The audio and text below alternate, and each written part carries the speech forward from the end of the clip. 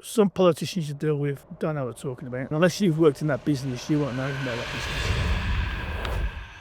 Is it hard to kind of dig under the surface and really understand what is actually going on? I think the Conservatives done far more damage than anybody anticipated from the Brexit vote. We had Liz Truss, who was then Secretary of State for Business, ruled against the TRO, which never happened before.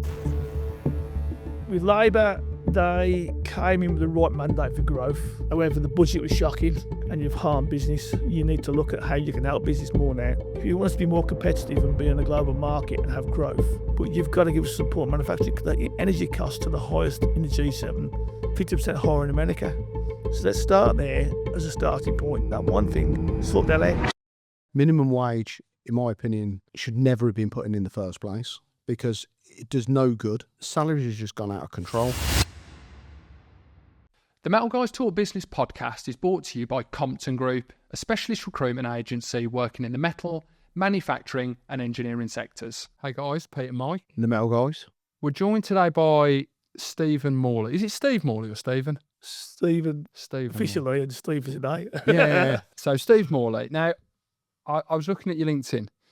You are President at Confederation of British Metalforming, Director SJM Engineering Solutions, Director of Aston Villa Supporters Trust, Warmley Golf Club Commercial Director, and you got a 15-metre swimming badge. That must be a long time ago. What's your greatest achievement? We want to dive straight in with what's been going on over the last couple of weeks. You've had meetings this morning. Thanks for joining us so quickly this afternoon. What's going on with the automotive sector at the moment, particularly with UK and what's going on in the US? Can you give us a kind of an idea of maybe what's been happening and where you think we're going with it? Yeah, I think it's better to talk about trade overall, just rather than just automotive. So we've had a number of the word they use is headwinds, as we say, and that has affected manufacturing in particular, which is the sector we're talking about today.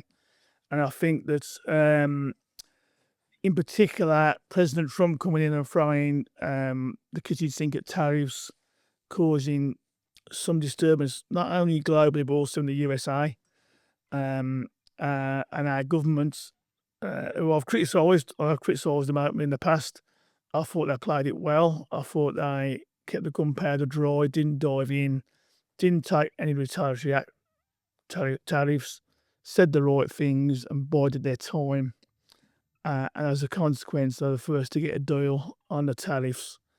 And okay, it's not perfect, but they have certainly helped automotive sector. So the deal in the automotive sector removes the tariffs up to 100,000 vehicles. Now we sold 100,100 vehicles, something like last year. So it's very, very close to where we were last year. So the downside of it, if we want to sell more, the tariffs come back into play. So anything over 100,000 is an issue, but let's take it as a win for now and get back on track. I think there's a review in place. I think it's every 4 years, but there's a review in place so that target could go back up again if it needed to.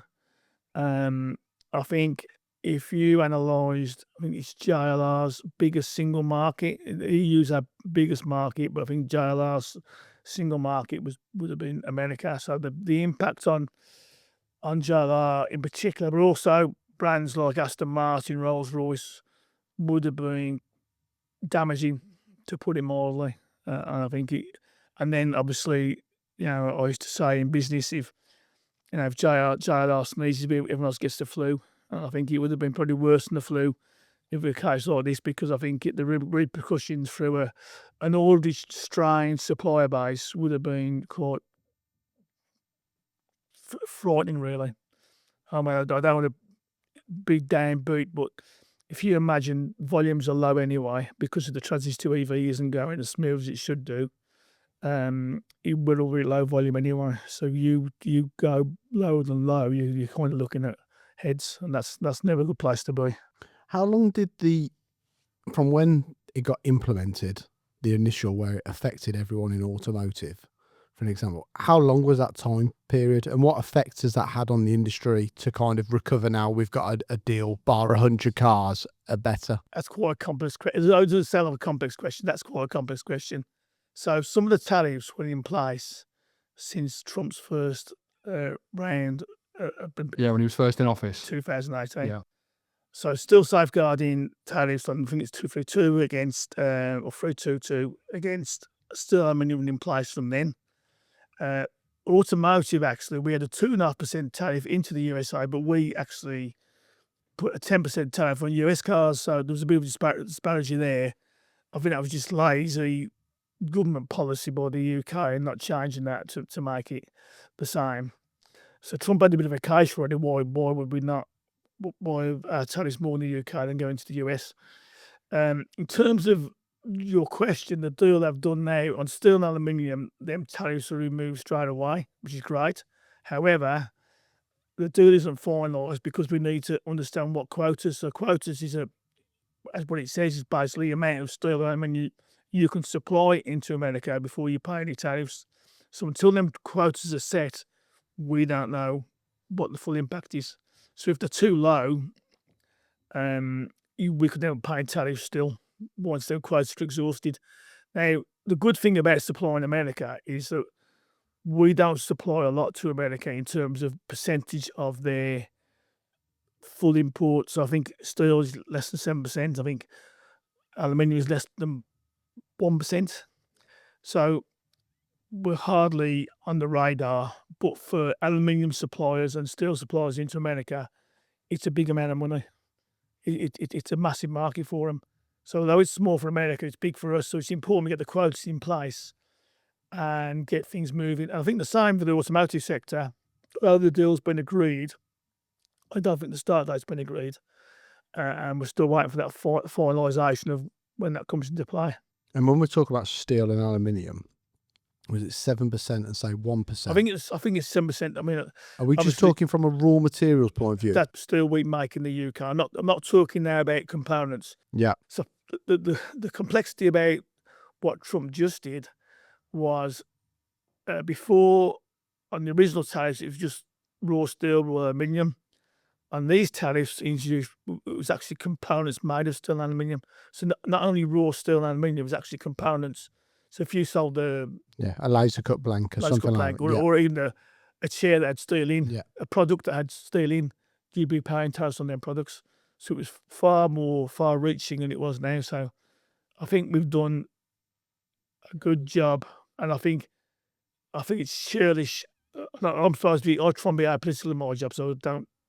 I criticise the need to, and I kind of try and be even-handed with politicians.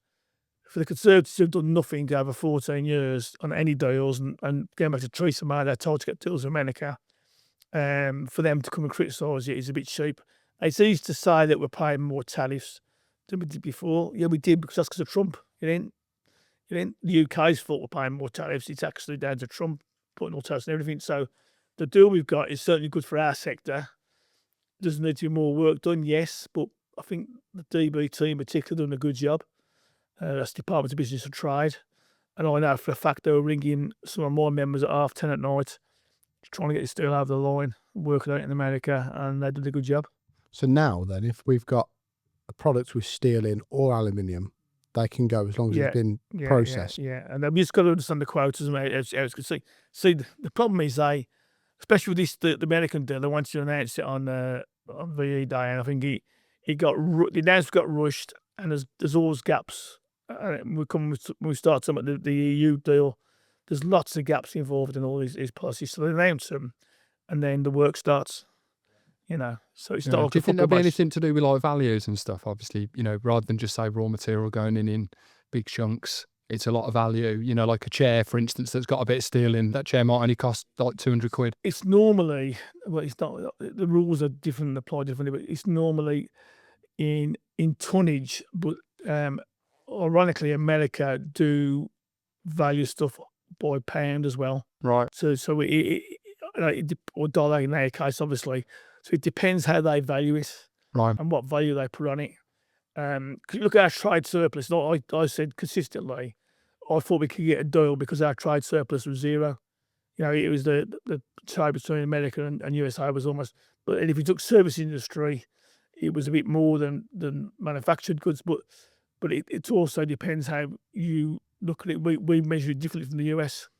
So either way, I hope it will be good for aluminium and steel manufacturers, to get it over the line. You mentioned there about Conservatives 14 years and didn't get nothing done, but then kind of the Labour Party have sorted a deal out within a period of time. What's your thoughts on that? Obviously, you're speaking in Parliament. You represent your association. What's been your dealings over the period of time Labour have been, which is what we're talking about? Has it been quite yet 12 months or not? Yeah, nearly 12 months. Nearly now. 12 months. I mean, obviously, you've seen two parties there. You've represented predominantly for a long more period of time with the Conservatives than you had Labour. But when you're having to present yourself and try and represent the members, most importantly, how easy has that been, or has there been any difference that you'd say? Politics is difficult. And when I say difficult, you're dealing with difficult people. So some politicians you deal with don't know what they're talking about.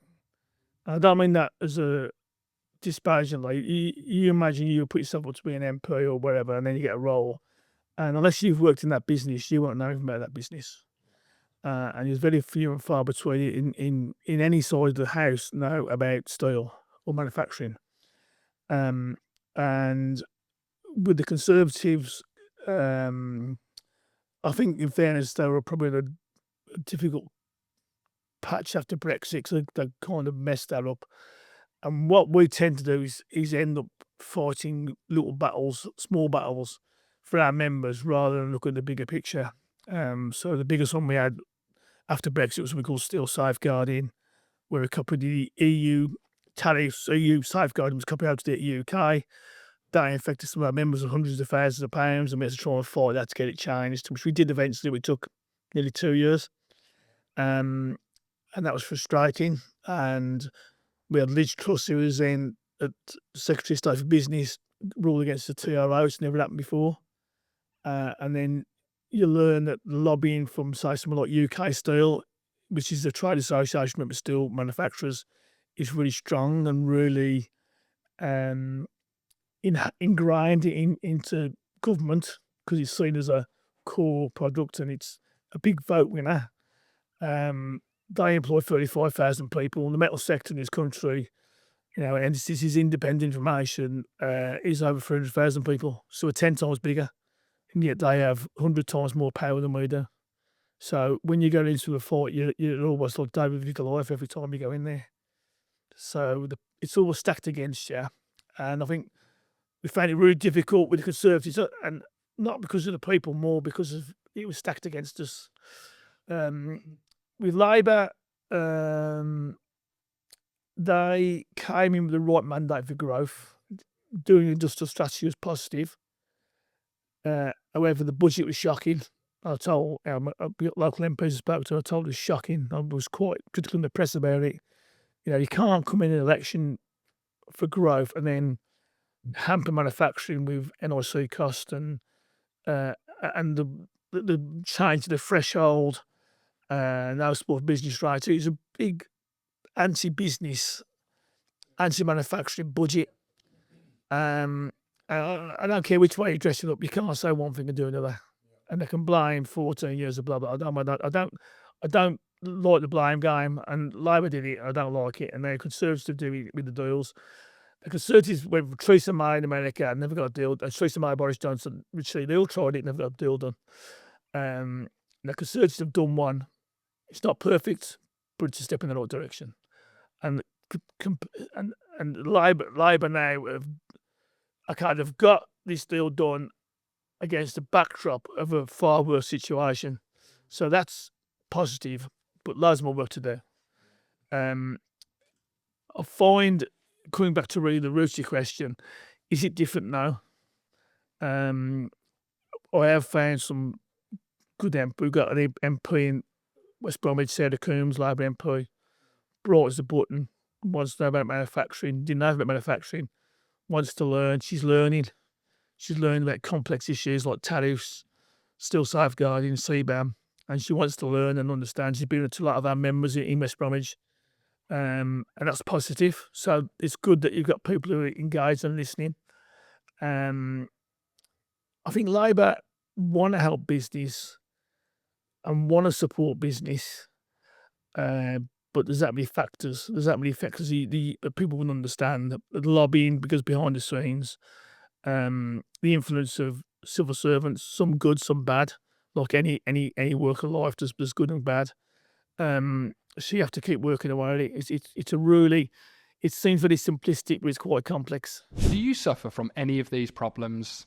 Are you asking around your office trying to find a new supplier or source materials? Have you got aged or high-priced stock that you'd like to liquidate anonymously? Or would you like new business from customers that are guaranteed to pay you for your materials? If the answer to any of the above is yes, then you'll be pleased to know that the Metal Guys Talk Business podcast is sponsored by SteelBuy. SteelBuy are a digital platform revolutionising the way businesses trade metal products online. SteelBuy offers risk-free trading where sellers are guaranteed to be paid, and automated processing including certification, logistics and invoicing. The network of vetted buyers and sellers is continually growing, and it's all housed in an easy-to-use trading platform accessible on any device. The online business-to-business marketplace for products is rapidly gathering pace, and SteelBuy are ideally positioned to capture the changing demands of steel buyers. So check out SteelBuy today and be part of the future of metal trading. Now let's jump back into the podcast. A lot of our clients are SMEs predominantly, especially in the world of manufacturing and even within metal distribution.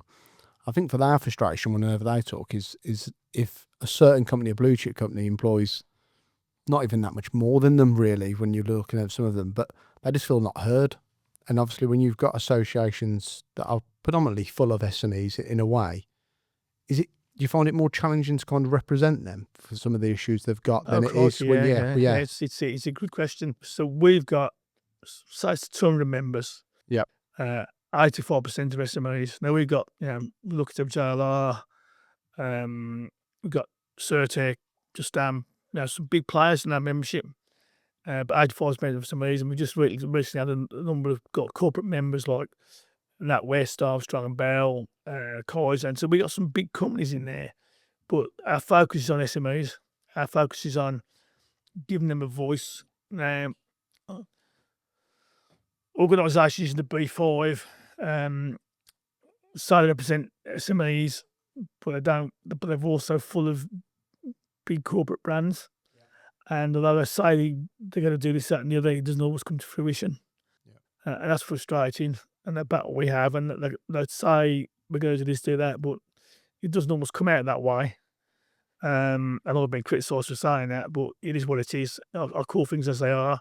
Sometimes I don't like it. But I think you got to, we're in there battling all the time. The numbers for small SMEs is phenomenal, like you said. Far more people working in SMEs than any other business. Contribution to the GDP is massive.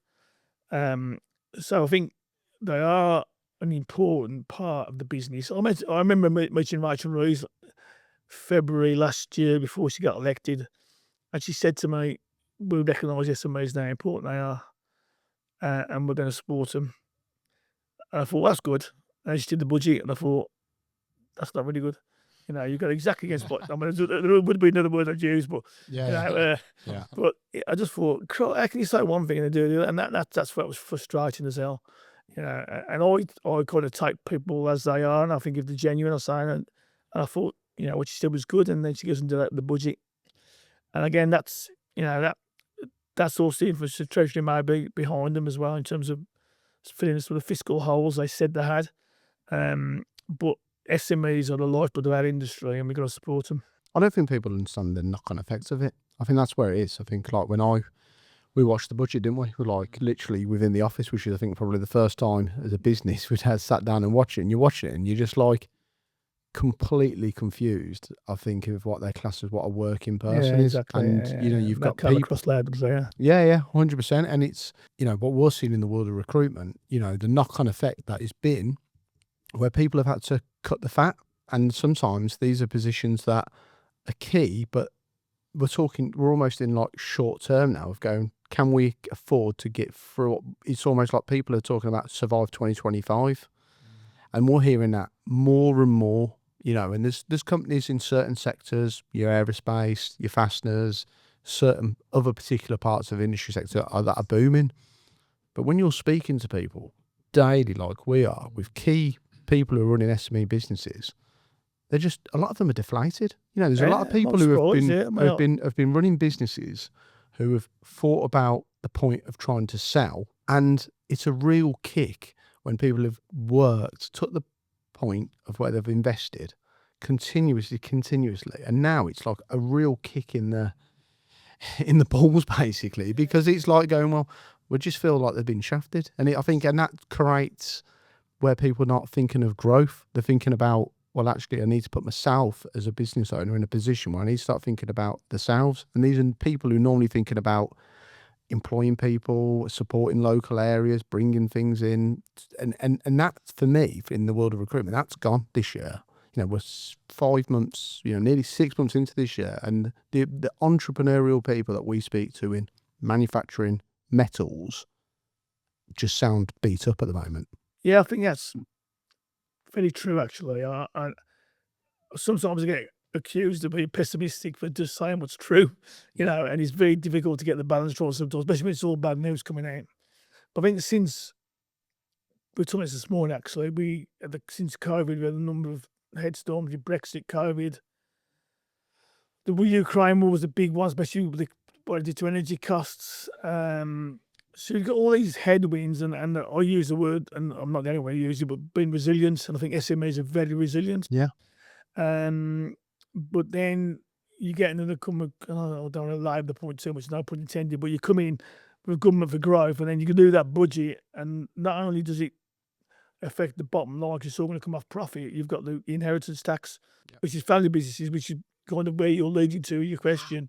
A lot of these businesses you're talking about are family businesses, and invest a lot of money and keep it going, and you know, and the pressure that brings, and they feel insulted. I think some of them, and I know the farmers got tractors and drive down Westminster, but there's far more people in manufacturing who have been impacted by the inheritance tax than the reason farmers. Yeah. You know, and I think, you know, I think that's a real bugbear for some of the manufacturing companies, the way that's been handled as well, and a lack of understanding about it as well. Yeah, well, it's hard because the NI is one thing. Yeah. Minimum wage, in my opinion, should never have been put in the first place because it does no good. As soon as you're on a minimum, everything what we're consuming, There's worse to come. yeah, well, it goes up again. So the line never gets any closer for people who are on minimum wage to live any better, because everything that you're going to buy, whether it's a beer, whether it's taking the family out for a meal, just becomes inflated. More of it is going that even when people are getting closer to say someone starts on 30k and they've got an actual skill in a way, and then you've got someone who's on minimum wage on a 40-hour week, you're talking what, 25,400. You're valuing someone's skill at $5,000, and all we've seen in the first 5 months of this year is salaries has just gone out of control, and they've been out of control only in my opinion for probably 12 months, and I think the salaries Probably longer. Yeah, but really, like what I'm seeing now, where there's a real skill, where there's become demands, whether that's on tool makers, whether that's on maintenance electrical engineers, CNC machinists, and there's still key roles within businesses. But those positions now, that could be on more than someone who's doing a commercial. I'm not saying commercial people are more valuable. No, you're but right. I think in businesses, there's a perception of going, we're in the offices, and the people on the tools are on the tools, but my God, you know, there's companies who are in aerospace at the moment who are like tier one suppliers. I spoke to one the other day with all his overtime. He's been earning $67,500, and that is right Good in. money. Yeah. Are you seeing any like green shoots? If you roll back, 'cause, like I've written down while you two have been having a lovely chat about 20 questions of all the things, but I wanted to roll back into. Can I just come back course. to this point? Sorry, Absolutely, sorry, yeah. Peter. I'll write another couple of questions. No, down, all right? but just on this minimum wage, I think it's an important point to make. Conservatives did this as well, and it's happened. We do with European organisations as well. It's happened over Europe. We've had 3 or 4 increases on the minimum wage now. I just wanted to kind of expand this a little bit because it is important for people to understand it. I think a lot of good businesses don't have people on the minimum wage for start off. You know, very few in our sector are people on the minimum wage. Let's get that right. There's companies who abuse it, who probably need kind of a kick to bring the minimum wage up. But in our sector, it's pretty good. There's hardly anybody that, there might be a few SMEs, but there's not many. But I think we have 3 or 4 rises for the Conservative now, Labour, and it's from 35%. It was mirrored in Germany as well. But what that does then is force your other wages up, which is the point you came to really in the end. And I think I had one business who had agreed to pay a deal of 6.4% with his workforce. Government, it was a Conservative government at the time, put, I think it was a 10% increase in. They rejected 6.4%, you had to go to 14% because the differential between your lower wage and your skilled worker becomes a lot closer. Yeah. And obviously they want to maintain that wage. So that impacts through all of industry Yeah. and all the levels. So, the point you were making, it's not only just giving some people more money at the bottom, it forces everyone else up. Yeah. I don't think the government understand this. And I was trying to relay this to MPs I spoke to say, you can't just keep pushing the minimum wage up because you don't understand what the rest of the business. Oh, yeah, 100%. And I think that's a real problem that people don't understand it, Yeah, well, that's the point, yeah, 100%. We started the business in 2019. An internal entry-level role in our sector was around 19 to 20k. You had people who had got 3 or 4 years experience from 25. Where we are today, an entry level for a commercial role, I'm at 30k. Someone who's the level of where 3 or 4 years now could be anywhere between 35 and 40,000. Now, I did 10 years in the sector. I left on a salary of 37.5k. So that just gives a level of where it is. And then even when I'm speaking to people who are 10 years older than me, we talk about our entry level positions. And even our first ever salaries, my first ever salary was like 12 grand. There wasn't that much difference between somebody started their career in, say, 1998 and where I started mine in like 2006 or whatever. There wasn't that much of a gap. But now, where businesses, especially SMEs, struggle with is going, I'm bringing someone in with no experience. I've got to train them, develop them, nurture them, everything to do it. I'm talking £30,000 before I start. And all that's what it's doing with skill shortages is going, well, I might as well pay the additional 7k of what it's going to cost me per month when I'm doing it through than train someone. And this is where the skill demand's going because we're pushing people more so far down universities, and the apprenticeships almost becomes an unfashionable model because I think it's coming back a little bit.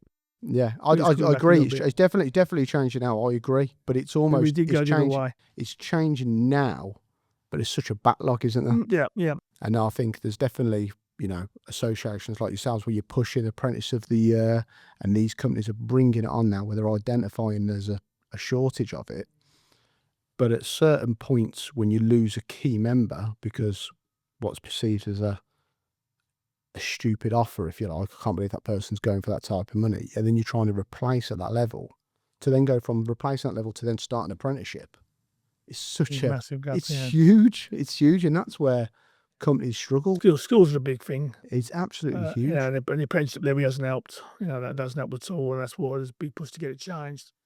I think the universities offer, well, the schools thing started with schools really. The Ofsted pushing the schools to get higher ratings, and that meant keeping people at school after 16. A lot of people my age or younger than me left at 16 and went into work. And the schools were encouraged to do that and actually forcing them to work. It wouldn't be about forcing, but the rules were to work the 2 years. And then the schools abused that because if someone was doing well in their work or whatever, they let them go because they wanted to get 99% Ofsted ratings for exams. And then their kids were left in a state of flux. And we wonder why some kids are, not disinterested by things when we treat them like that. And I think there was university was a bit of a always great, and some of the degree courses they were offering were, Mickey Mouse, jobs and nothing. And that's because they're a business and they wanted to get generate funds. And I think the apprenticeship of late got lost because of the apprenticeship levy didn't help, and also big business went away from. Well, many years ago actually, they went out from apprentices. Like when I was a kid, all the big around where I lived, Dunlop, Tubes, all them massive companies have massive great expensive schemes. The Jaguar Land Rover one which was down by Bromford. There was a apprentice schools all over the place, and that kind of went many years ago. And it started to come back a bit, and it's a little bit differently now.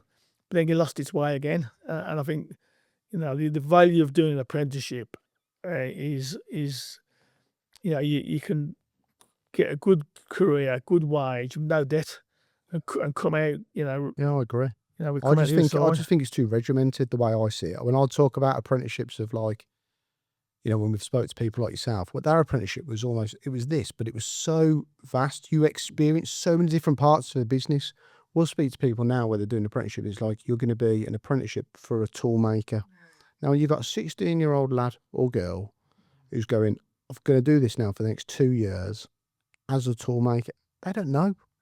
So you'll speak to people who are in business and go, yeah, they left. But it's like, well, because they've probably done the job for a period of time and gone, actually, I think I've decided I don't want to be a tool maker.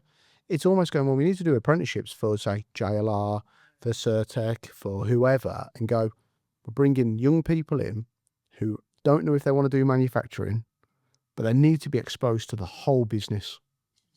And then at that point, the provider's got their, what they do for it, but you've also got someone who's been so exposed. That's one thing I'll give with Certec, their apprenticeship scheme. They're seeing so many people. You look at, like, say, Macaulay, for an example. He started off, but he's worked in 3 or 4 different departments. I was there when it started, actually, and I was going to mention myself. I was part of that team who set that up, and it was fantastic. And the young lads and girls, not so much when I was here, but girls coming through now, which is fantastic. Seeing them develop and finding niches. You kind of sometimes pigeonhole people, think, he's doing a good job there, but he probably wouldn't like it himself, and you got someone else who loved it, and you think, oh, I'm thinking you might be better off there, but actually you looked at somewhere else. But that's a really good thing about what Certec did, that moving around the different departments. And I've met, I had a call a couple of weeks ago, one of the apprentices, there, and he's into the business now, but he still refers back to it as a great grounding. Which is great. He's married now. He's 2 kids. And then we spoke about Richard Sadler before we started the pod. And Richard Sadler was apprentice for me when we first started, and now he's engineering director at Certec. Yeah, he claims that he was the first apprentice, and it was his idea. Genuinely told that to me. He goes, I pitched that idea, Pete. I pitched that idea. I think Dice was more say as the first apprentice. But anyway, I think Richard was. I actually got a photo of him his first day at work on And anyway, to see where he started and where he is now is a great testimony to him and to Certec as well, really. This episode is brought to you by Nero Pipeline Connections, the go-to supplier for stainless steel tube, fittings, valves and pipeline products across the UK. Whether you're in process, manufacturing or engineering, Nero makes sourcing simple. They've got over 12,000 products in stock, from BSP, fittings to flanges, valves and fasteners, and all are available for next day delivery. With ISO 9001 accreditation and an experienced team, they're built for businesses that can't afford downtime. So check out nero.co.uk to explore their full range. And now, back to the pod. I think, without repeating, because loads of people have got opinions on apprenticeships, but for me, the biggest issue is that when you had, say, your ICIs and all the big companies all over the UK, but we're just looking kind of around Brum at the moment, it was the norm. It was the norm to go to different types of schools. You might go to a technical school, and then you go straight into an apprenticeship, and that was fine, and it was fashionable at the time because it was what it was. But also the people within the business who'd been there 2 years, 5 years, 10 years, 15 years, 20, they were apprentices, so they were used to how they were trained, how they were mentored. And I think businesses lost that way for a good chunk of time. So I think, like a Certec that we're we're only talking about them because we've physically been into that business. Yeah. I was there at the Apprentice Awards and we did some filming there, met a load of them. They were fantastic. But that business has been doing it for a period of time now. And it's been doing it because people like yourself, Richard, they're being trained early doors by people who've done apprenticeships themselves. So it was almost like they hadn't lost the ethos of what it was meant to be. And, the old idea, the way we'll take 10, but we might only keep 2. And the other 8 go to competitors, or they go to other people within the market sector. And the bigger boys filter it down into the SMEs. Because I think the issue I see with apprenticeships for some of the smaller businesses where you might have, say, 15 head count, 10 head count, those kind of businesses, some of these family businesses that you were talking about earlier, they haven't got the capacity to give that apprenticeship the wide set of knowledge, because they might be doing something quite niche or only doing a certain application. So it's very, very difficult. But I'm with you, like your point. I think the apprenticeship route now, as I just turn my screen down, I think it could make a massive comeback. And unis, I went to uni, but I was right at the end where it was $1,000 a year. You know, so I came out, I think my debt was $6,000 after 3 years. So it didn't matter. But nowadays, when it's costing whack, it's like my kids, 15, 13, I'm looking and going, I don't want them to go to uni. Why do I want them to go to uni? Like, it's just like a noose. It's become a snobbery now, hasn't it? Not for me. No, not for you. You're saying, but Not for the me. amount of people you speak to, and they're so proud the kids are going to university for a course that leads to no outcome. We'll speak to people, and you even got the problem now is the other side of this is when you're having companies recruit for graduates as if they're going to be a better candidate. They're not. Blows my mind, because you can have someone who's like, well, I think I'm talking to all of us, by you as went to uni. It's like if you're coming out of school at say 16 as well, but if you come out of school at 16, the time you're 22, you've learned so much more than someone who's a graduate. But they're almost the graduates in work. Yeah. But the point is, they're put on a higher pedestal. So people have been pushed this way, and for me, it's like. But you can get a degree now by working apprenticeship as well. Of course you can. That's what Richard did. Yeah. Oh, right. Richard got a degree. So Richard worked his way, and Richard got a degree. Well, that's what Macaulay was saying. He's got a master's now in business admin or something like that. How does what? Well, then I didn't know about so that. you go like, day release or the old day release thing, or university and do it outside of work. Release. Yeah, and it works. And Richard did that, and I remember him, I'd seen a photo of his graduation day, and that's still there. And I mean, it's pretty what Macaulay done himself. So This podcast isn't sponsored by Richard and Macaulay. Just for. I didn't know that. I didn't know that. Joking aside, they are really good examples of what you can do. And funny enough, you mentioned SMEs. You're quite right what you say, because SMEs could spend a lot more training people, and they can lose them to the bigger fish. Because I can go out and that's the frustration of SMEs. But also, interestingly, when we did some work at Certic, we probably had 8 or 9 apprentices, but I remember I mentioned about moving them around. We had 2 lads who were probably the best 2 at the time, and we lost them. And the reason why we lost them was because we couldn't satisfy their demands, not in terms of financial, that they were kind of outgrew their goals. They outgrew the Certic too quickly. Yeah, and I remember the conversation with, and I know we've turned to Certic show. I remember the conversation with Ben about how it's only like a year ago, this conversation with Ben was, we probably lost some good kids because we couldn't give them a succession role or role in the industry quick enough. And that's another challenge with bigger companies, how you integrate them into the company, because it's not about having a job. These kids now who are young and bright, they think they can do better than some of the guys who've been there 10 years, and you know what, some can. So it's that is definitely an issue. Yeah. It's amazing because you think in a bigger company you'd have more opportunities, which is quite interesting that you mention that. But it's just also because there's so many though, isn't there? You've got 10, 15 apprentices a year. Yeah. It's like there's only so many positions. It's just perception, isn't it? It's just perception. If you're working in a big company, it's an interesting dynamic. It's quite dynamic, but it's also dilemma sometimes. But that's what I was saying. Like with regard to how apprenticeship schemes used to work, it was the norm that you'd have lots of apprentices and you'd just have the natural wastage. So you'd try and hold on to your best ones. You still could lose some of your best ones, but it was normally the businesses saying, right, we're going to pick the ones that we want to keep. And the rest, it was almost like, off you go. Good luck with your careers. It's been fantastic having you on board. And I think that's where nowadays that mindset probably needs to come back. Yeah, maybe so. And I think the biggest thing really is getting more kids on apprenticeships. Yeah, 100%. Well, how did you start your career? How did that kind of start? Sorry. Well, he was swimming for a bit. Yeah. So I did metal work at school. I hated it, so I just give it up. Yeah. And then you could create a career. Yeah, I got a career out of it. So I think my stepdad said, "I do want to be a tool maker." What was metal work at school? What was a tool maker? No, I'm trying to listen to him. So I said, "Do you want to be a tool maker?" I thought, what's that? I do make hammers and chisels and things like that. not knowing what a tool maker was. That's how good I was. And I went to this company and became a apprentice, trainee tool maker. I went to college and did the day release and all that. And it was just interesting. And I just started from there, really. I did that for probably, I don't know, quite a while, really. Got into it, and it was just when I didn't really like, I got into it and, kind of enjoyed it, and then progressed from there to another company and got more into the quality side of business and also manufacturing side. And what type of companies were these? Were they SMEs? Were they They were corporates? SMEs, yeah. The first one was Yeah. 10, small little company in Castle Bromwich. Yeah. And then I went to another company, originally in Highgate, then moved to Lord Bordsley. Yeah. Again, SME, supplying press work, making tools, press work, and supplying to Certec, where I got to know grants, and then eventually went to Certec. So And how old was you when you went into Certec then? So that would be, God, it was there 22 years. So probably, I'm trying to work it out now. So it's probably in my 30s, early 30s, yeah. And you've predominantly been in the automotive background, was that?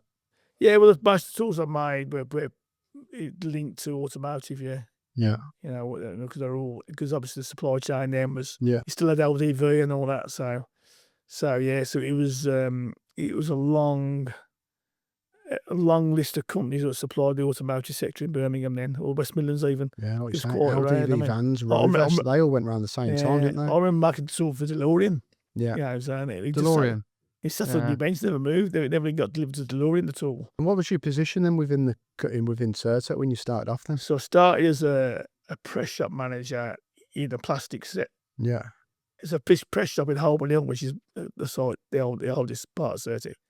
And a few presses and also the plastics division. Yeah. I started working there and looking at the press shop. I remember walking in the first day and then I had no metal. So we got no metal when you run your presses. How can you run presses with no metal? It's just barmy. Anyway, that was my first day. I thought, great, it's going to be a good start. I just progressed from there, really. And after a few years, I went to Gorshey Line as a press shop manager, became general manager, then got made as director in 2007. So I've been there about 9 years then. I mean, I joined in 96, so it was a... How did you kind of find, obviously when you got up to a lot of general management, that's a jump, isn't it, from kind of what you're doing? I think Grab built a good team, in fairness. We had a good team. We grew together. The company kind of started to grow. And then it just evolved, really. And then How did you evolve yourself? Because you're talking like from someone who's like... Because I always think, like to make these stages gradually, so you're starting off on tools and you yourself say management, you kind of understand how people and how tick. When you start getting into like general management, when you're overseeing a whole plant, and then you start thinking of how you learn, you go into directorship. Like that's like you've had to... Everyone talks about self-development now, don't they? And there's so many ways you can self-develop. You can listen to podcasts, you can read books, you can do all this. But I mean, like, how do you do it at that time to make sure that you could do the job? Sometimes the hard way. Didn't always get it right. I made mistakes, that's for sure. I would never say never. I think, it was a saying used to have, if you haven't made a mistake, you've never done anything. And I think that's very true. Sometimes it's these podcasts that people they do everything right, and I think it's really bullshit sometimes because you do make mistakes. And I think I had a conversation with Grant actually only a few months ago, and I said to him, what we did was amazing, but we couldn't do it the same way now. And what was that? Well, when I went on the board, Grant said to me, I went on the board in 2007. I was 47 million, and that grew to 250 million by the time I left. And we grew rapidly off the back of JLR. And we tried to move away from JLR at the time, and not only to protect ourselves really as a business. But we cut corners. We bought companies out. I used to go to companies and do the groundwork in terms of people, the operations, looking at what they were doing. I went to a few factories and trying to manage the tools out of there into our businesses and whatever. Was that like companies like Wild Springs and things like that? Not so much Wilds. I was probably less involved in that one.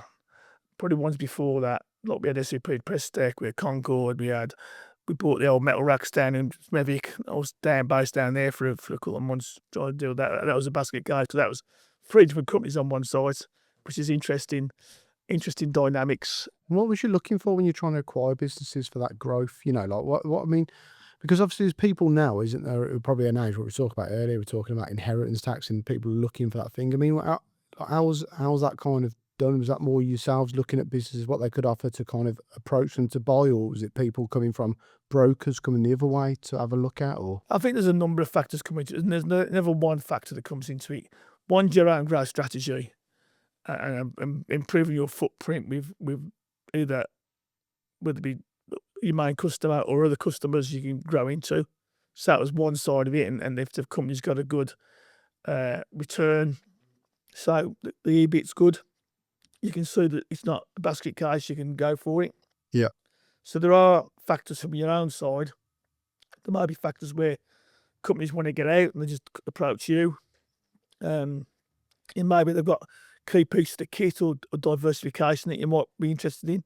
So all these different factors come into it. There's not really one thing that comes into it. It's just some of these things just come available because of your trouble and they want a way out. So there's not one particular strain, you know, that comes into it really. how did you find doing that? Interesting. It was good in some. And the one I mentioned this maybe it was really fascinating because they had 3 different sites that ran 3 different there's 3 organisations on one site under the Metalax Group. They're organised as 3 separate businesses in 3 units all on one site, and they all ran differently. And that was just I've never seen like that before in my life, and that was really interesting. So you bring them all together, and you'd think you have 3 different companies in the same room. I think it was all under the banner of one company. Were they like culturally Yeah, all different as culturally well? different. Like completely separate? Yeah. Yeah, completely different, totally different. Never been integrated whatsoever. And was that a company that was on the wobble? That one? A little bit, yeah. I think it was. Can't remember all the details now, but yeah, it's part of the Metalax Group at the time. I think that was just, and it was. Yeah, I think it was close, and it was just interesting to get the dynamics of how a company was run. Were people pretty good? Because when you turn up, and there's obviously murmurings and rumours and that, were people pretty open with you, or is it hard to kind of dig under the surface and really understand what is actually going on? Bit of both, really. You get some who are open and good, and others who are not so much aggressive, but you know, don't know help you, anti, and yeah, it was interesting times. Yeah, but I think when you're growing rapidly, you just get on with it. You don't. I never really shirked away from characters who were trying to disrupt things. I just got in there and sorted it. So you've done 22 years at Certec then, got up to directorship, and then to come into the position you're doing today. How has that come about? Because obviously at that point, I think I said this too when we were talking before we'd done a podcast. At that point, you've got one hell of a lot of skills, you know, and you've obviously done, like, you've been at the top of, and I'm not playing down the position you do now, but obviously, you know, for us to say, as a recruitment agent, for an example, you're like, you that wouldn't be the route I'd take you. So it's like, what made you kind of? Yeah, I suppose. Because you must have had a lot of people who were looking to offer you. You must have. I think the time, it wasn't a particularly good time for me personally, but it was a kind of a time for reflection. And I thought, do I really want to go work anywhere else? When I've been at a good organisation and worked there and put heart and soul into it, and you know, I kind of thought about just starting my own really. But I was already working with the CBM as just I became president just as I left Certec, and then that kind of got me into things I didn't really envisage, like going to meetings in London. And you sit there with ministers of trade and all these big organisations. And from there, that kind of developed to where I am today, really. The role kind of developed from there. The president's role wasn't really what it is now. And I think I've kind of grown into the role, but the role's also grown with it as well, if you know what I mean. Yeah, of course, yeah. But you got down here that you were from 2010 to 2018, so obviously still while you were at Certec, you were chairman of the Institute of Sheet Metal Engineering. Yeah, so it was like a little trade association again, a smaller trade association. Why did you get into that? Because I think that's the thing. Look, you're a head of a trade association. Yeah. CBM. Well, funny enough, I'd have people, sorry to cut across you, but I had people like Grant and so no, what are you getting involved with that for? Yeah, but that's kind of the question. I think for me and Mike, because like, you know, sometimes it seems like we're blowing smoke at people's arse when we get them onto the pod, but it is still a bit of an unusual angle to move from where you were, because a lot of companies would be like, well, you've got all this skill set here, you'd be really valuable for us. So why did you take that role at the Sheet Metal Engineering? how did that kind of come about? And did that like whet your appetite? Yeah, Did I that think give you that good it learning? did a little bit, because I think I know, and Grant would like we say, but Certic isn't just Grant. I know he comes across that way, and there's a history behind Certic. And Grant will be honest about this as well, in fairness. It didn't really come out so much in the podcast interview, but Harry Mosdale started the company and had the DNA, and Harry's DNA was he took some tools from I think it was Triumph at the time, and did all the work overnight, but by next day all the work was done. And that became the Certic DNA, and we've used that as part of our growth. And it was on the wall in the building, and I thought it was a great example. And Graham, his son, who kind of was the CEO when I was before Grant, he invested a lot of time into organisations like ISME and CBM. He's seen the value in them organisations. Probably a bit more visionary in that side than probably Grant was at the time. I'm not saying Grant doesn't see that now, but at the time Grant was probably a bit more ahead of him. And Graham got me involved in ISME. We had some people who worked with ISME. We like people repaired our presses, with the power press. They were there, and the guy Ray off, God bless his soul, he supplied us some stuff, and Graham knew them and kind of got involved that way. And it was interesting. It was good learning curve for me, a small organisation, mainly individuals, not companies, but it was good. Just learning and trying to help them guide along. But then I was also a director of CBM on there, and I didn't get to all the meetings because I was busy with Certec. But I became vice president, and then was due to be president, and I left Certec and became president. And that kind of, and I kind of couldn't do the both roles. There was a bit of conflict at that point, so I kind of left ISME then and just concentrate on CBM. So there is a value to trade associations with any organ. And I think there's, I always say to our team at CBM that if you're running the business and you're in trouble, you look at your accounts and say, well, where can I save some money? And if you're a trade association, you can be the first one to look at, because you'll be under threat. And I say, look, we've got to make sure we're giving value for money and supporting these members, because if we're not supporting them, then they won't want to be members. Yeah, I found that interesting, that one, because we, funny enough, last year we felt like we were members or associate members for every association you go in. And it does come down to like where you're looking for value. And I think there's a lot of associations where they don't do the coffee mornings. They just basically do an annual dinner, and that's it. And then it's like, and a golf day. And some of them don't even do a golf day. We don't do a golf day. And then you're going, well, we're only seeing members once a year. And it becomes almost like, when you're promoting the association, it can feel sometimes meaningless saying you're associated to it, because there's nothing going. So, I mean, how do you engage with your members? The associate members, because we've got obviously main manufacturing companies, and that's the core of our membership, and we cover sheet metal workers, forging, fasteners, and cold roll sections. So, Hadley's, you mentioned cold roll sections. Certain obviously the pressing inside, there's fasteners companies that include, and fasteners, certain cold feathers. There's quite a range of all over the UK. And we've got associate members. There's some associate members just join. I think, I'll get all their members get sales. But I always say it's what you put into it. It's no good just joining and not engaging. And more recently, we've just gone to look a bit more of corporate membership, which is where we're trying to get bigger brands in, where they can either talk to our members, not up but down, and offer things down. So we, JLR was one particularly where we got a long association with JLR, and I was keen to get them because I knew we could speak for them or through them to our tier one, not tier one, because JLR speak to tier one, but tier two, tier 3, and tier 4 was always difficult for JLR, because the message from tier one didn't get down the same way. And was one of the things I said to JLR is I really want to get the message across to the lower chain.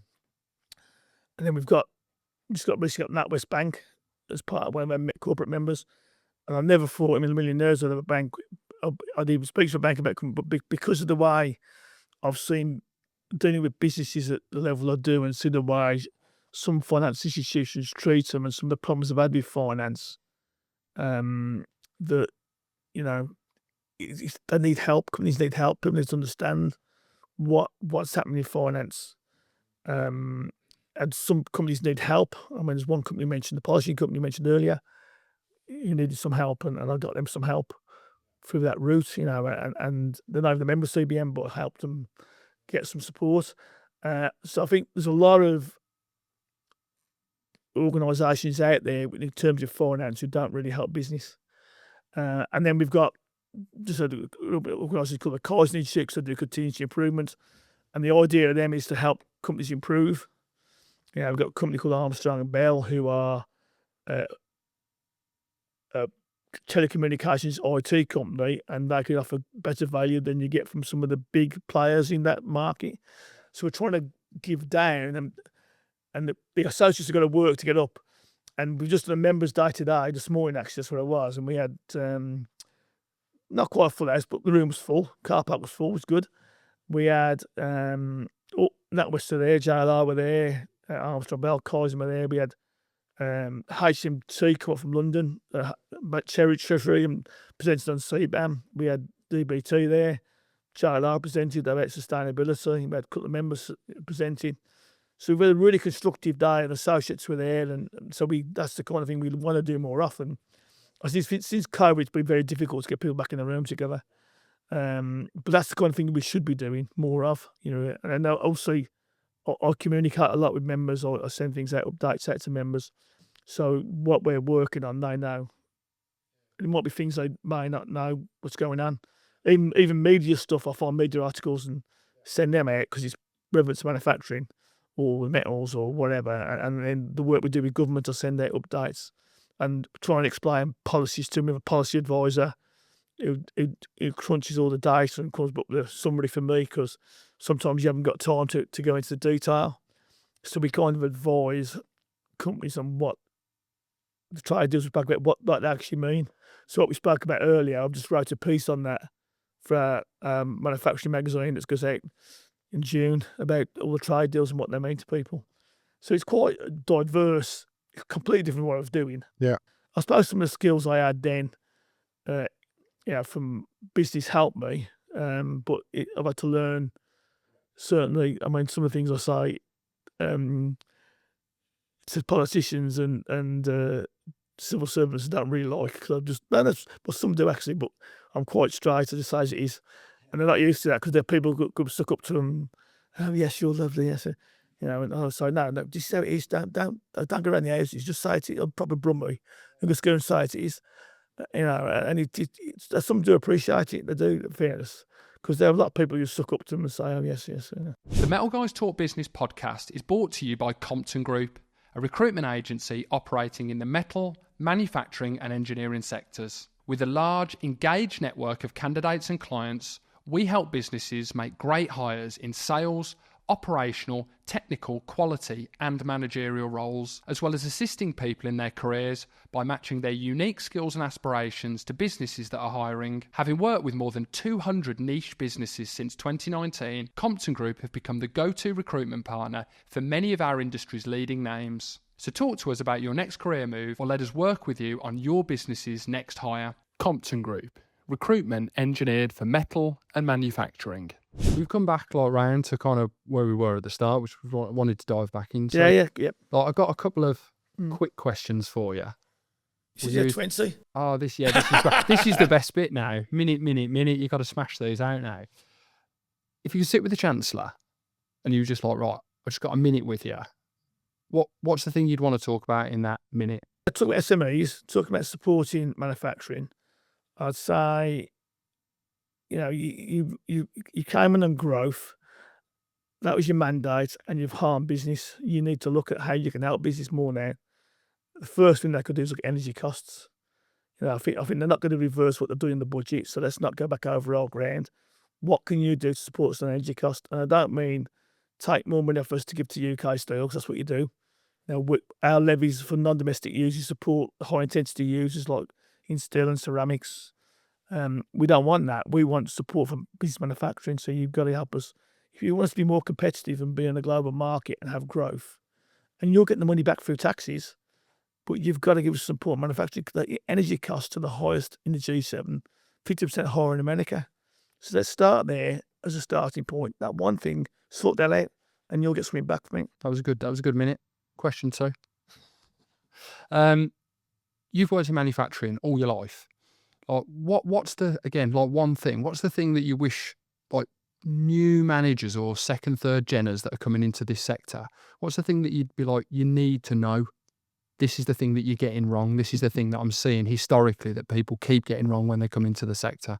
What's that one thing manufacturing businesses should know?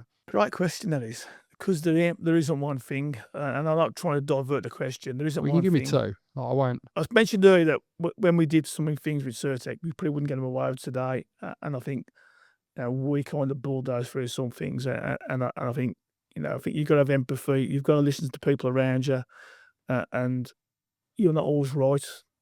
Even though you might be director or manager, listen to something about you. I think business now is more attuned to that way of thinking. And I think that's a real positive. But I think with manufacturing, there's so many things. I mean, one of my favourite sayings: never underestimate the logistics, because logistics in a factory or after you made the part is also important. But I think invest in your people is the biggest thing. Invest in your people and get the benefit back from your people. And your third question, and then we'll go back into the pod then. Green shoots, because we've been to a lot of things. I've been going to a lot of these talks at some of these associations over the last 2 years. 2024 was bad. 2025, as Mike said earlier, it's just, let's just survive the year. But what are you seeing without the pessimistic hat on? Because I know you're not a pessimistic person. What are the green shoots that you're seeing at the moment in manufacturing, or the opportunities for UK manufacturing? I think the recent trade deals will help. Undoubtedly, I think the reset of the EU was much needed. They're our biggest trading partner. And I think the Conservatives done far more damage than anybody anticipated from the Brexit vote. Whenever you voted, I've personally voted in mine because I was director at Certec at the time, and I thought that was the best stability for the business. But once you lost that vote, with democracy, you get on with it and you make the best of it.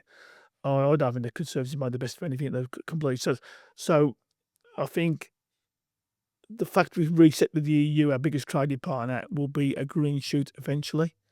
I think there are pockets of green shoots with companies who have diversified. We've got members who diversified who are doing okay. Unfortunately, if you're linked to automotive sector, it's stable, but low volume stable.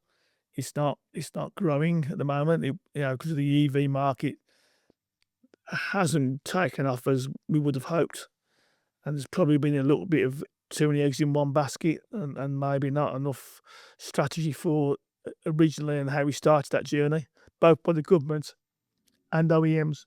EVs, like, again, you've kind of mentioned it there, but what's your thought on the EV strategy, and what do you think about all these cars coming in from China as well? Because obviously the quality of some of these vehicles coming in looks good. What's your kind of personal thoughts on, why we went EV? Is it still working? See, another good question, that is. So we went to EV because obviously demand for net zero. EVs aren't net zero; they are a route to getting emissions down. They're not actually net zero because the presentation from JLR this morning, they only reduced them by a certain percentage. They don't actually get rid of them. But I think we started off with grants for EV vehicles. Once the grants started to work and people started to buy them, they reduced the grants. And then people kept buying them. So, it's cost us money. We'll get rid of the grants. So that was kind of the first problem we had. Second problem we had, they are expensive at the time. The new ones were expensive. And all the people who could afford to buy them had bought them. And the third thing, there's no tax incentives now unless you're fleet as a person to buy an EV. In fact, it's got worse because you get taxed on there. So I've took all the incentives away about buying them. And then there's and I've been to plenty of events on EVs with some very knowledgeable people, like Ginny Buckley, who's a journalist who works at, who know all about EVs. There's a lot of scaremongering about range, anxiety, and charging. I'm not saying there aren't problems. There are, but I think some of that is exaggerated. But there are certain parts of the country there are issues, and I think the strategy globally, we changed too quickly to EV. I think it needed to grow at a pace where we could get the infrastructure in at the same time. And we went to it too quickly. And I think apart from Tesla originally, they were really the only ones who made it kind of happen. And they did a good job with the infrastructure as well. And if you go to a motorway station, all the Tesla chargers and all that kind of thing. Now, obviously, the Chinese have come through, and if you look at the history of China and some of the things they've done historically with business, they always do come through because it's obviously state subsidised. And as you said, Pete, some of the quality of the cars are good. Looks bob on, doesn't it now? And they're cheap, and BYD, Build Your Dreams, looks very good on the eye and good price. I think other organisations like Kia, Hyundai are also building good vehicles. I think the ZEF mandate is one of the most farcical things I've ever heard of. Where we taxed our own companies for not building their own OEMs in the UK for not building enough cars. Enough electric cars. There was targets in place. I don't know if you understand it works, but there's targets in place. Say that target, you pay 15,000 tax on every car you miss the target by. So it's cost us £4 billion. Now the government have just reduced or changed the mandate because of the pressure from Trump tariffs, which is rubbish. They should have changed before then. They've kind of hid behind the Trump tariffs to change it. They should have done well before then, because it's killing our automotive industry in the UK. It's farcical what they're trying to do. But we want to support manufacturing. The ZEF mandate needs to change a bit more than it has already.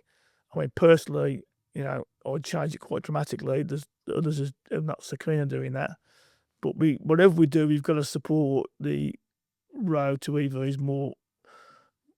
Give us incentives, take the taxes away, give people incentives to buy them, and make it work. If you really want, that's what you really want, make it work. Don't inhibit us from getting there. And I want to talk a little bit about the state of the metal forming market. I mean, that's what you guys are all into. We talk a lot about it, Mike and I, when we're chatting about new market entrants. There seems to be, we're starting to see a few new players, people that are speculating on the metal sector. They're not really metal people, but they're starting to see opportunities, particularly because businesses, as we were saying earlier, people might want to be selling. They're squeezed at the moment and they've just kind of got a bit fed up. So it's like people are looking to move. So we're seeing new players entering the market, but generally to set up in this sector, there's a lot of prohibitive aspects, i.e. it's costly, kit, staff, tech, infrastructure, all of the things. So are you seeing new players entering the market? Are you excited about the state of the market and how it's going to be developing? Or is it just, because it's such an, I don't know, archaic's probably the wrong word, but because it's a more old-fashioned industry, you know where I'm going? Are we kind of stuck with where it is and just growth from the existing, or do you see again some opportunities in the metal forming sector for growth and new market entrants? I think there will always be opportunities for that. I think for someone to come in and start from scratch, depending on what metal sector you're working in, is difficult because the capital investment will be quite high. If people are going to come in and buy existing companies and modernise them, there's probably opportunities there. I'm not seeing a massive amount of interest, or to my knowledge, there's not a lot of people coming and taking over companies. There's always opportunities for companies to be sold, which I'm aware of one or two looking at that who may want to get out of the industry, but not really a wholesale changes with people coming in. I mean, there's lots about advanced manufacturing, and it's more a political word for me than manufacturing. It's always, to me, it's always been advanced. It always moves on. I think the advanced manufacturing is kind of using in the industrial strategy and by politicians. Because things like the tosh, really, we are manufacturing. We'll evolve. We might use 4.0 or AI, but we're just manufacturing. You have to call it a different word. Stuff, yeah. You have to call it a different word. It's just, then people embrace, we're advanced manufacturing. What are those tosh? Just we're manufacturing. Just get on with it. Don't start supporting advanced manufacturing, but not manufacturing. Yeah. What's all that about? Yeah. It's just crazy. Yeah. I know. No, know. you're not Just by wrong. putting advanced in front of it, you're not wrong. Yeah, Well, I've the never other- heard someone say that, but it's Yeah. true. Talking about Tosh, you're in the sector for years. Now you're in a position where you're hobnobbing with some of the top boys in cabinet. The people that, like, these people can make decisions. They can influence and affect things. So when you're working with people there, and as you said, you'll just talk candidly to anyone, which is great. But do you think there's a lot of opportunity to really influence these guys? Like, have you got some success stories for maybe SMEs that you've been supporting over a number of years where you've been able to influence some of the policymakers and it's really actually kicked back? Because it does seem like people are still struggling. And again, do you think that people are going to start, because you mentioned a politician earlier, I can't remember her name. Liz Truss, yeah. Yeah, no, not like Liz, you were saying about an up-and-coming politician in the area. Sarah Coombs is there. Yeah, so people that are like, all right, I want to take a bit of an interest in this. Do you think that the government's going to start doing things like energy? Do you think they're going to start investing? Do you think they're going to start putting money into manufacturing? Do you think that you're going to be able to, because you're so passionate about it, you obviously want it, but will it happen? I'm realistic. They can't do everything, and for every one of me, there's someone from another sector who's banging the door saying, "I want some money for this." And we're part of other organisations who are in the B5, who are the big lobby groups who fight on our behalf, which we support and we give information to, but we also fight our own battles. I think there's a lot. I said at the start of the pod, lobbying is very complex. There's organisations based in London, there are people working on it full time. I don't work on it full time. It's their job, and they've got inroads into civil servants, politicians on a daily basis. We haven't got that. So I think I'm doing this job for 3 or 4 years now, a bit longer, and I've probably seen 3 or 4 Secretary of States I've met with, and probably a number of ministers. But you don't really get time to influence them that much in the meeting. You have your say, and you do. I mean, I've had some candid meetings with ministers, and with high ranking officials, DBT. I did say to one lady once, I know we're only a small organisation, but we want to say our say. She said, "No, you're not a small organisation. We want to hear what you say because you tell us how it is." And I thought that was a good comeback from her to say to me that she wants to hear what we were saying. It's very difficult. I'm not trying to dodge the question. You have to understand the dynamics of lobbying and what happens. Some decisions you could be in the room and have your say, and decisions will be made before you get there. So it is difficult. It's frustrating as hell, by the way. What are the type of things you're trying to, when you're there? What are the things, like what is the setup? Because it's obviously we see people on LinkedIn who are there and they're doing the bit and it's what's good. But what is the setup when you get there? I'll give you an example. We got invited to a meeting it's in Sheffield with Minister Sarah Jones, who I think is quite good actually. I only met her twice, but quite good, and she listens, and it's good to listen. And a lot of organisations like ours were in there, had their say about what's happening with steel. This is before the government stepped in to support British Steel. And are you in there on your own, or are you in there with everyone of there's associations? There's a number of associations and individual companies, and a few ministers, but a lot of DBT officials, a lot of HMRC officials, and we had to have our say again about how the steel industry is going, ban for steel, how it should be used, and UK Steel are in there. Now we support UK Steel, we support steelmaking in the UK, but sometimes UK Steel work against us because they lobby for their members, but the lobby for their members works against us. But they're so influential, they make decisions before that meeting even started that would impact us that we don't even know about yet. So the meeting is almost a fait accompli sometimes, you're thinking, before you get there. But you have your say and get over. And then I've wrote to Sarah Jones since that meeting to say, because there's a thing called the Steel Council, okay? The Steel Council is talking about steel, so we represent companies who use steel. There is no one on the Steel Council for downstream manufacturing.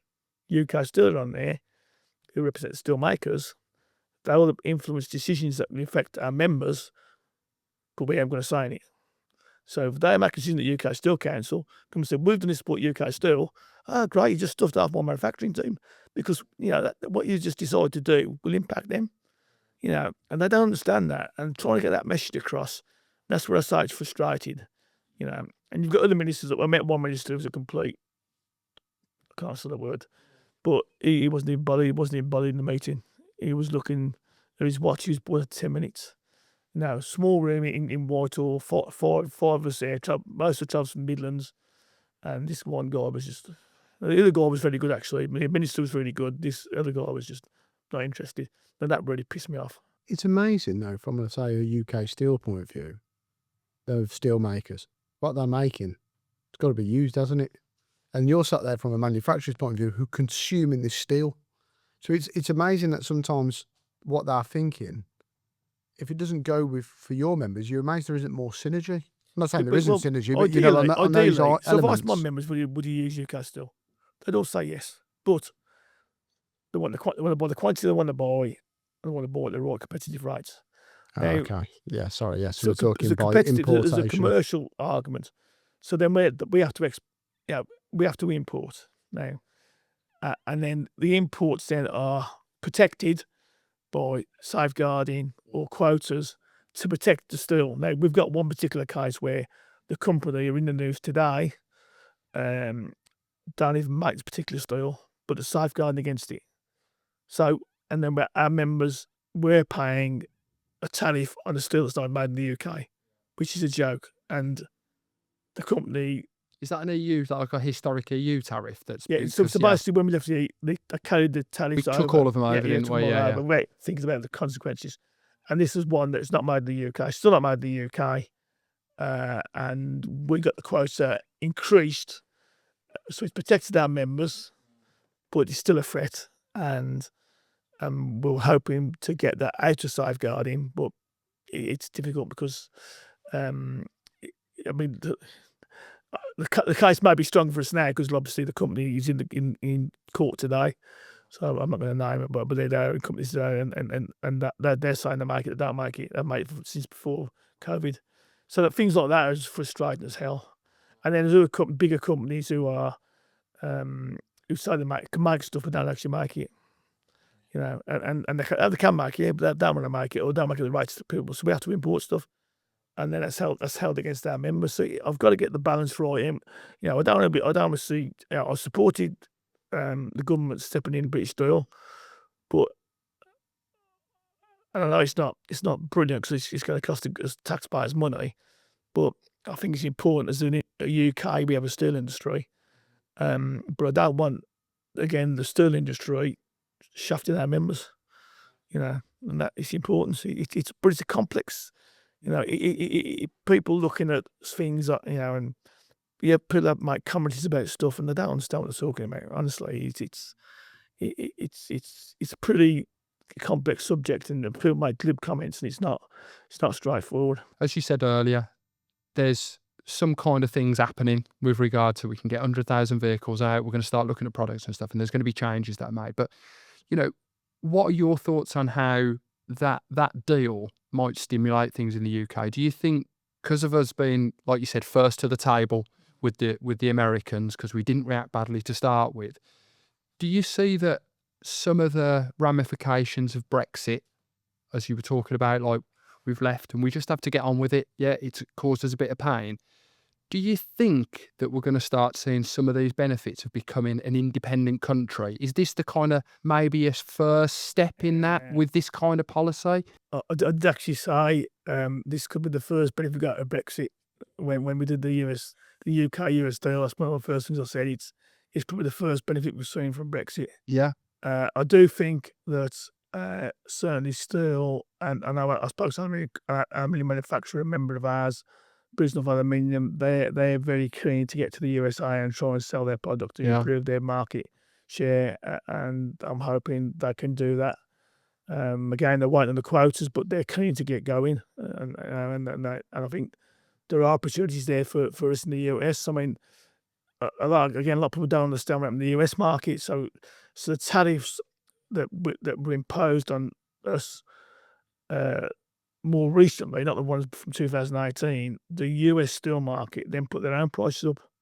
So import manufacturers similar to us in America who struggled to get steel anyway made it even more difficult to get steel because their own manufacturers put the price up.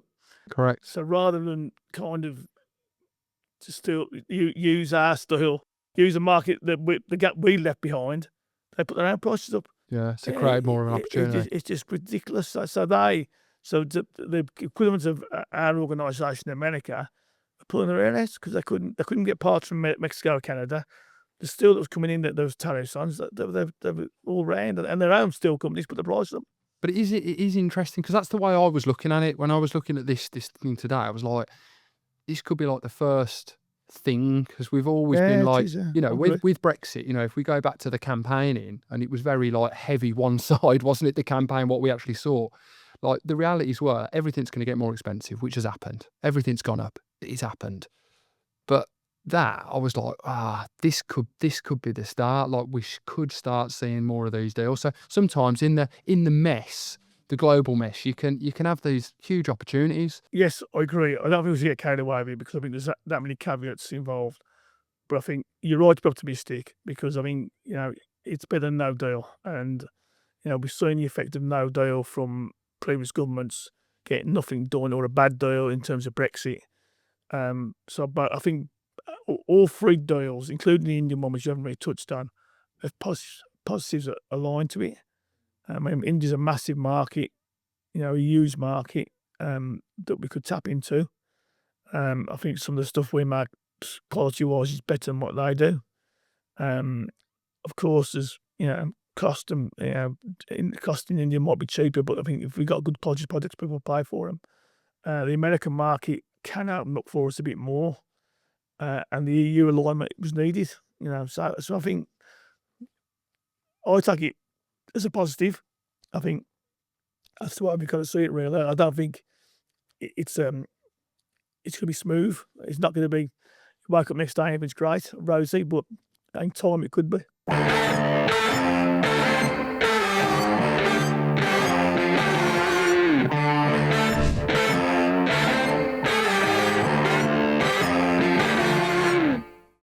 Thank you for sticking around till the end of the podcast. To help this channel grow, if you could like it, share it with any of your colleagues or people who are in the metals or engineering or manufacturing sectors, that would be great. Also, you might feel like you're the perfect guest for our podcast to tell your story of your career, or maybe there's someone in your network who you think would be great for us to interview. If you want to get in contact with myself or Peter Comerford, that would be great. We'd also like to take this opportunity to thank our sponsors, Steelbuy, as well as Nero Pipeline. Thanks for watching.